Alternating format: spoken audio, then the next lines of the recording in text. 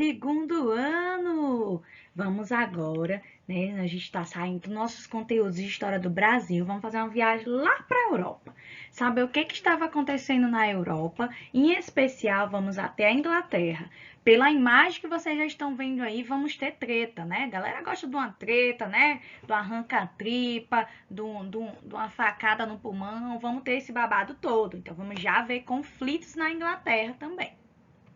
Então, o nosso conteúdo, nosso novo conteúdo, é a Revolução Inglesa. Esse conteúdo a gente vai ver, né, em 2 aulas, então nas aulas dessa semana, e vamos entender a primeira grande revolução burguesa. A burguesia é uma classe de comerciantes, que até então era totalmente desfavorecida, não tinha não tinha grande participação política, ela excluída, não era aceita, né, porque não tinha o sangue nobre, né, de donos de terra. Então, a burguesia vai começar um processo de tomada de poder, vai ter esse movimento na Inglaterra e logo depois a gente vai ver também esse movimento na França. Então, o século 17, 18, 19 são conhecidos como séculos aí de muitas revoluções burguesas. Esses movimentos também vão reverberar no Brasil, a partir do momento que vão falar de liberdade, né, de leis, de constituição. Isso também vai chegar nas nossas terras e vai trazer, né, esses ventos aí do novo também para o Brasil. Então vamos lá. Entender os antecedentes desse movimento, né, da Revolução Inglesa. Lembrando, gente, que quando a gente fala de revolução, é algo que vai mudar, virar de ponta cabeça, né, aquela localidade. Então, é algo que vai transformar a Inglaterra e, claro, vai ter grandes consequências. A gente vai entender os pormenores, o passo a passo desse movimento. Então, para isso, a gente tem que entender como é que estava a Inglaterra, como é que era a Inglaterra até então. Para isso também eu tenho que retomar parte do conteúdo do primeiro ano.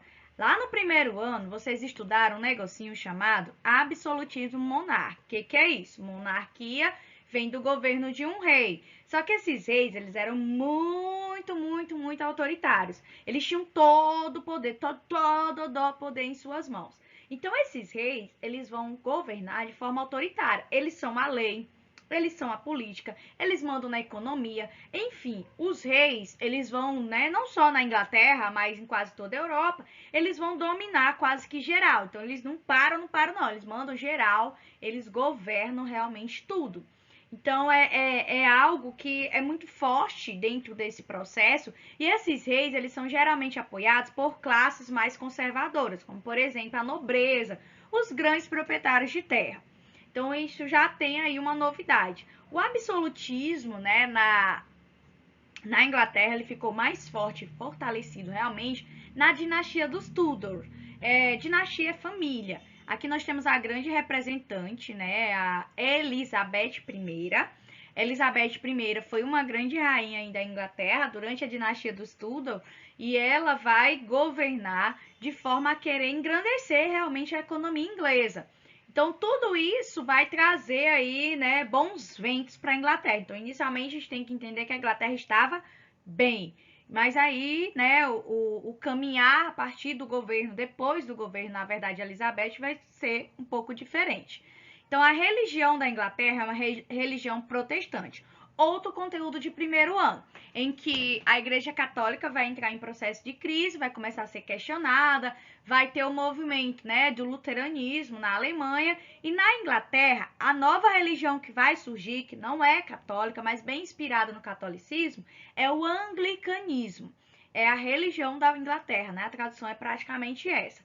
Essa religião coloca o próprio rei, ou no caso a rainha, como o líder maior máximo da igreja, né, da religião. Então, lá na Inglaterra era muito comum essa igreja protestante e além do anglicanismo também tinha os representantes do calvinismo, que é outra religião protestante, que voltava-se à ideia de predestinação à salvação e que poderia ter um acúmulo financeiro. Então, a burguesia, ela era muito próxima desse calvinismo. Lá na Inglaterra, o calvinismo recebia um nome diferentão, chamado puritanos, que eles são todos, né, eles não se envolvem em festas, em bebedeiras, em prostituição, são muito bem regrados e a partir daí eles foram, né, meio que apelidados de puritanos. Então a gente tem esse contexto. nós temos reis muito fortes, que dominam geral, nós temos a religião que é protestante, e nós temos também uma igreja católica que perdeu todo o seu poder dentro do território da Inglaterra.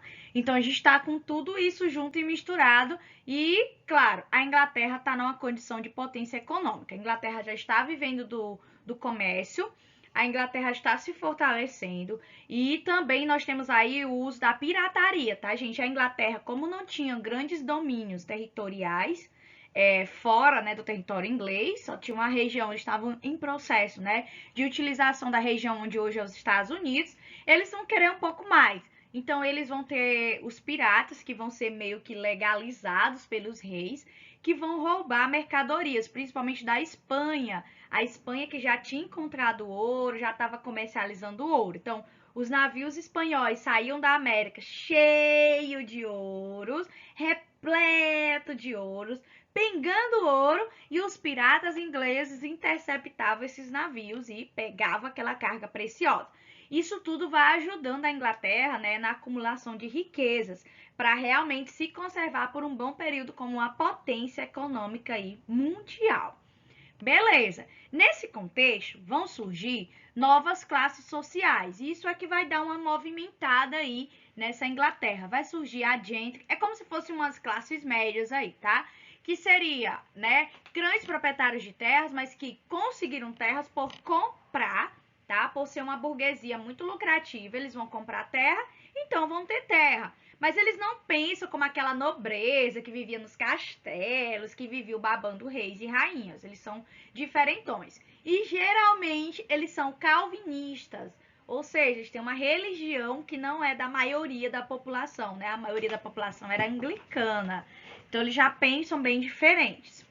E temos os yeomen, que são os pequenos e médios proprietários rurais. Eles têm propriedades, mas não são grandes propriedades, então eles não são ricos, estão ali numa classe média, e que também querem, né, participação política, querem poder estar no poder e tomar decisões, em vez de só sofrerem com o peso, né, excessivo dos impostos. Então essas mudanças vão virando aí meio que um barril de pólvora. Qualquer coisa pode riscar um fósforozinho, uma faísca, e a Inglaterra vai entrar numa revolução. A gente tem o processo da saída da agricultura de subsistência para uma agricultura comercial. O que é isso? As terras eram antes meio que livres, abertas, né? Vai começar o cercamento das terras na Inglaterra. E esse cercamento vai desencadear o expulsamento, na verdade, dos camponeses que não eram donos de terra.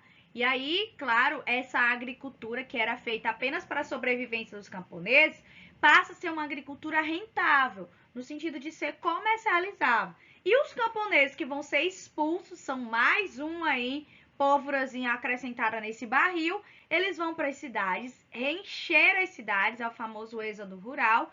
E isso, claro, vai ter uma consequência. Nós temos um monte de gente nas cidades sem emprego e estão querendo também aí, né, ter engrandecimentos, né, um crescimento aí econômico, com certeza.